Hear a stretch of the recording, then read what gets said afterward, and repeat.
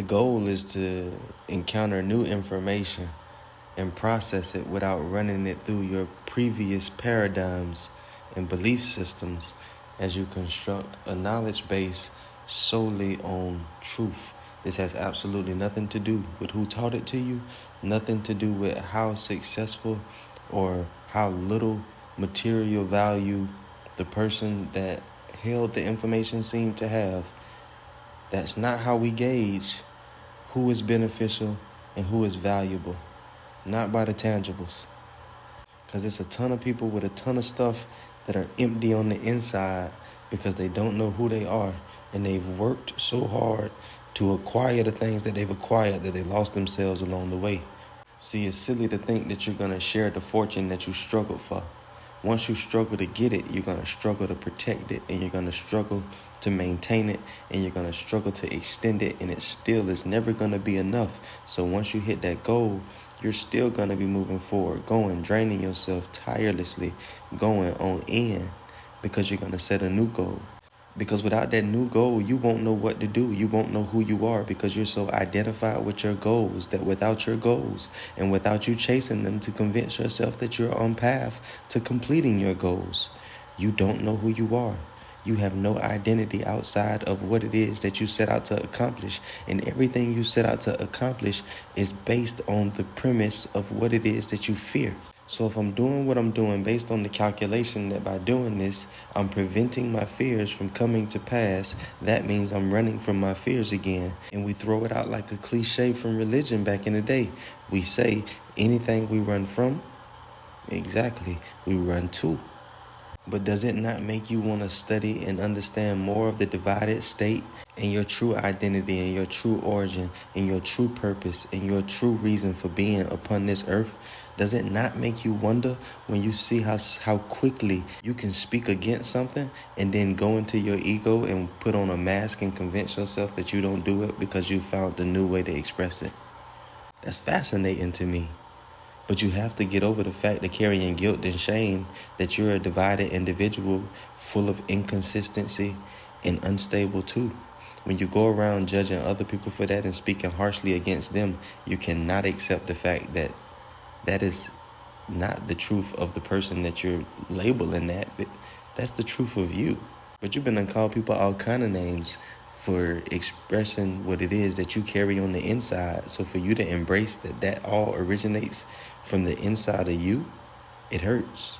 And rather than hurt ourselves, we do what we always do. We retreat into the ego, which pretends to protect us by keeping us inside of familiar definitions and familiar circumstances, looking for familiar feelings in the familiar place of darkness.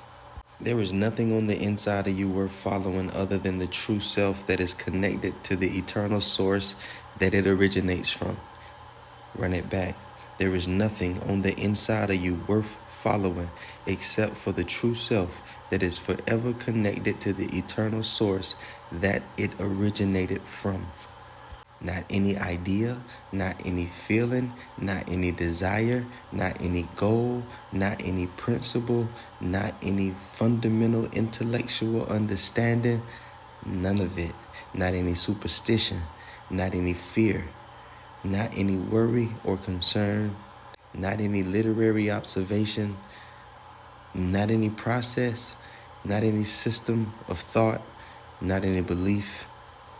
I used to do a lot of imagining. I used to sit and picture what it was that I felt like I lacked at the moment that I would enjoy having one day, and I would watch and obsess that day, and I would lose the enjoyment of my present moment looking at an imaginary moment to come. And as I obsessed over those moments, not only did I grow agitated with the present moment, I also developed the fear of me not accomplishing what I needed to accomplish in order to reach that imaginary day. So inside of what I wanted and trying to hold on to what I saw myself having, developed the opposite as well, developed the counter picture. As I ran towards my goals, I noticed that I was running from the opposite. Being driven by consequences has never worked for any of us. To make this point as quickly and as simply as possible, you don't follow the speed limit, point blank, period. You know you could get a ticket. You don't care when you're rushing. When you're wrapped up in your thoughts inside of your world, no consequence is big enough to keep you in line. The only thing that has ever kept you away from your goals and away from what you see yourself having is your own compromise. It's your limited knowledge about yourself, the truth of yourself, that keeps you operating inside of a limited capacity. It's not your design. Your design is perfect. Your design is whole. It's you thinking that you're broken that has you operating in fragments, and you find those fragments to be insufficient in getting you to where you want to go, in reaching the place of happiness and reaching the place of peace and abundance. I'm painfully aware that I cannot tell you what it would look like the day that I step into abundance, because I've spent every day of my life consciously striving and toiling to reach places that I only imagined. And once I reach that place that I imagined, I find it to not be as good as I imagined it would be. And I concoct another place.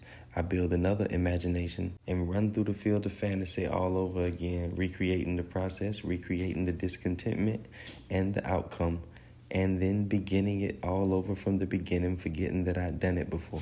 This is the real picture of what it is to be human. This is the real picture of what it is to be a part of the species mankind.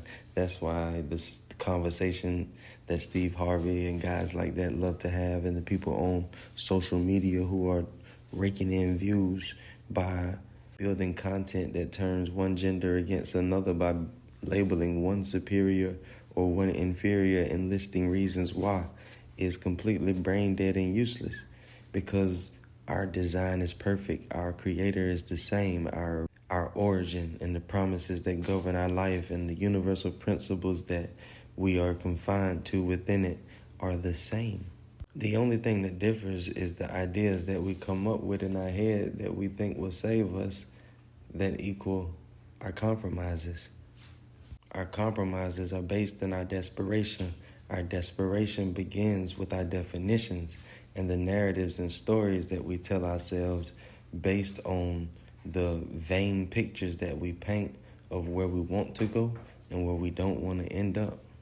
We love to think that we can do things that have consequences for everyone else that will have no consequence for us. We love to think that if anyone else was in that situation, they would do it in such a way that it would cause an effect and a harm upon them. But if we do it, we can get away with doing it because we're smart enough to know that we're doing it going in, and we constructed a plan within ourselves to do it in a way that allows us to escape all of the obstacles and the impeding dangers. We think we're much smarter than we would ever admit to anyone out loud. We think that we know way more than we would ever vocally say that we are aware of. We think that we have other people completely figured out when we know that there are fundamental questions about our identity and our desires that we do not know and could not answer. We like to pretend that we have prepared ourselves in such a way that for any day we are prepared. On a good day, I would do this. On a bad day, I would do that. And then both days come and we realize that everything we imagine we do falls short of what we actually carry out. When you have no money, there's a bunch of things that you want to buy.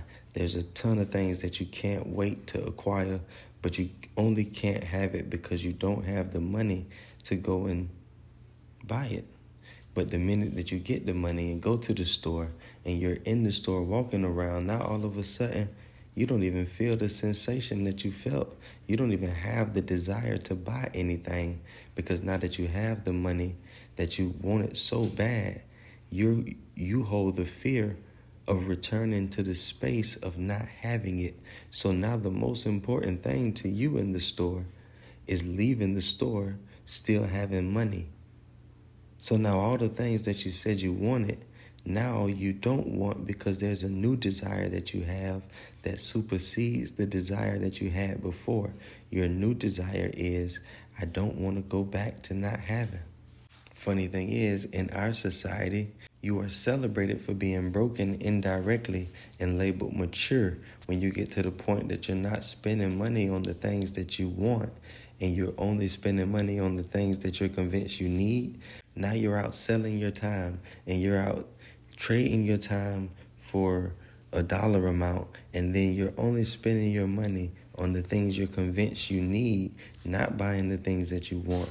You are intentionally driving yourself into discontentment, which always leads to resentment, which takes you into bitterness, which, like any other negative emotion, moves the presentation of who you are so far away from the truth that it's hard for anyone to tolerate the lies that you tell yourself about yourself that spill over into the statements that you make to other people.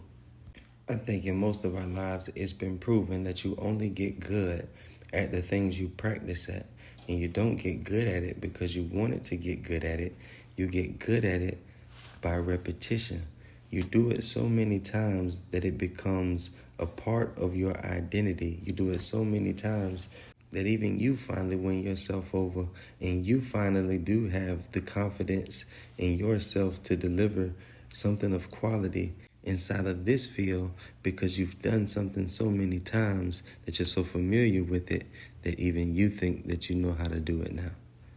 And that takes a lot because, again, most of us have really destructive ways of viewing ourselves. We have really hateful love relationships with ourselves because we know of all the inconsistencies in our presentation. We know when we're pretending. We know a lot of the compliments that people give us we don't deserve because underneath what we produced is a unadmirable path. Or when someone tells us that we're so sweet and we're so nice, we know that there's also someone that could tell you that I'm so wicked and I can be so mean. So the duality of our presentation doesn't offer us an atmosphere conducive to peace and relaxation. It's a constant struggle and a constant toil to keep the lie going. Not only to keep the lies going with you, but to keep the lies going within myself, to keep myself convinced that everything is okay, even though I know it's not. To keep myself convinced that I know, even though I know I don't. To keep myself convinced that I'm doing, even though I know I'm not. To keep myself convinced that I'm trying, even though I know I'm not applying any type of effort to doing it or making any real change. But again, if I really become aware of the fact that I'm not doing, then I must begin. So the ultimate goal of the ego, which is sustained by my ignorance and sustained by my lack of change and my inability to adapt to a new way, main goal and main purpose is to keep me from beginning the work, because the beginning of the work is the end of the ego. I can't tend to the ego and tend to my higher self at the same time. I cannot feed a lie and feed the truth at the same time. I cannot serve an illusion and serve truth and reality within the same moment. I cannot serve two masters. I will love one and hate the other, or I will try to love both and end up hating myself, because I will fail on both spectrums. And as I can't identify with this side or that side, I will identify with the illusionary, destructive idea that I myself must be found deficient or dysfunctional. We know a lot of people stuck inside of a lot of destructive behaviors, and those destructive behaviors began with these type of destructive ideas about themselves. I can't afford to hold any negative ideas about who I am, what I am, where I am, or why I am. Any negativity that I entertain about any of those things, regardless of how commendable and how beautiful the reasons, for me, they will be exactly what I assumed them to be It will harden into fact, and my experience will reflect my belief system, as always. One of the toughest universal principles to accept is I have always gotten exactly what I deserved, and I deserved exactly what I expected. I have always gotten exactly what I deserved, and I deserved exactly what I expected. I have always gotten what I deserved because I have always gotten exactly what I created. I have always gotten exactly what I manifested. I have always manifested by means of my imagination. I have always manifested by means of my imagination. I have planted seeds in my mind and watered it with my attention. And everything that I watered with my attention has grown into my physical experience. The things in my physical experience cannot be blamed on anyone else other than me applying my attention and giving my life source to it. Anything that anyone has tried to introduce into my story that I have deprived of my life source via my attention has been a enemy not worth mentioning at all, because without my attention, they weren't even considered a threat to be watched for. It's my attention that'll turn a text message into something catastrophic to the point that my heart is racing before I can even get it open, because I care so much and I'm identified so much with the person that sent it that if it doesn't say the right thing, I know I'm going to have an emotional reaction, and I'm gearing myself up for it. I can tell by the way I feel about the text message before I open it that my emotional expectations are the greatest threat to the interaction that it is that I'm partaking in at the moment. It is not the possibility of the inconsistency or the disrespect or disconcern of the other person in the message that could affect me, but what I expect as I go into this situation determines how I interpret what it is that I read inside the message. And it also is important how much I identify with what is said and the person saying it. And then how many times I sit and repeat it to myself determines how strong the emotion, negative or positive, is that I experience, all based on the simple text message.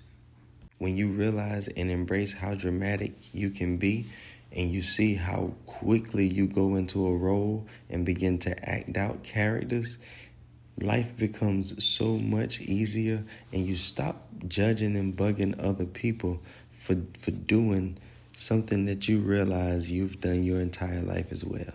If you lose your car, you're heartbroken and distraught because ultimately you believe if you don't get another car, you're going to starve and die. You won't be able to feed your kids. They're going to starve and die too. You lose your house. You didn't just lose a house. You lost your safety and your protection. You lost the ability to go in the kitchen and cook a meal. You eventually gonna die. You lose your job. You're not gonna have money. You're not gonna be able to feed your kids. They're gonna die. You're not gonna be able to feed yourself. You're gonna starve. You're gonna die. Like, all of our fears trace back to our ultimate fear of not being able to partake inside of an existence that is the only thing that we know. Since kids, we've had a extreme fear of missing out. You see kids stay up late and strain their eyes and do silly stuff and just bust out giggling to stay awake when they have visiting family members, because they don't want to miss anything. And that's you and that's me. You have no reference for death. All you know is one day people were laughing and they were here and they were playing, and the next day they were gone and you never saw them again. So for you to be unavailable is scary. That's why you keep your phone charged. It's a scary thought for you to be unavailable, for you to be inaccessible, for you to be not on the scene, for people to not remember you. That's why you go out of your way to try to make everybody laugh and make everybody feel good. I mean, not everybody, but some people do that. You know, some people are just genuinely people-oriented. I mean, everybody's a people person. All of us were intended for connection. All of us were intended for relationship. But some people are more aware of that than others. But some people utilize the connections with others to facilitate brokenness and insecurities inside of the way they see themselves. And for those people, they're liable to be doing anything at a public gathering, not because they desire to, and not because they're brave, because they want to be remembered, or they don't want to be forgotten. they don't want to be left out. There are a lot of people who follow the narrative of the biblical character of Jesus Christ. Some call themselves Christians and say that they are followers of Christ Jesus. And I just want to ask if you guys that follow Christianity would drop it down in the comments and let me know what it is to you, in your opinion, to be a follower of Jesus Christ. When I study the story, if I was to say that I was a follower of Jesus Christ, to make that claim accurately, I would have to be one of no compromise. Jesus definitely, we see Jesus in the Garden of Gethsemane crying tears of blood, asking the Father to let the cup pass, but if it doesn't, let it be. His will be done, not mine. We see Jesus frustrated, asking the disciples, how long shall I suffer with you? We see many different facets of the character of Jesus, but what you never see Jesus do, if you're a follower of Christ Jesus, is you never see Jesus compromise. You never see Jesus drop the Father's plan for his own that he can calculate and feels comfortable carrying out. He actually says, I only do what I see the Father do. There was no compromise in the character of Jesus Christ. In the metaphorical picture of Jesus Christ, that is exactly what you're looking at. You are looking at a full-fledged partnership with love, your origin, truth, your inner code, without compromise, carried out in the physical realm. And that's the goal for all mankind. It's not about whether this character walked here, was buried there, rose and went where. This is a picture of the promise of a life that you were designed for. This is something attainable to you. This is not a fairy tale. This is not a myth. This is not history. This is the indoctrination and the initiation of the self that has been sleeping dormant inside of you while you dreamed that this world was real. Lock in.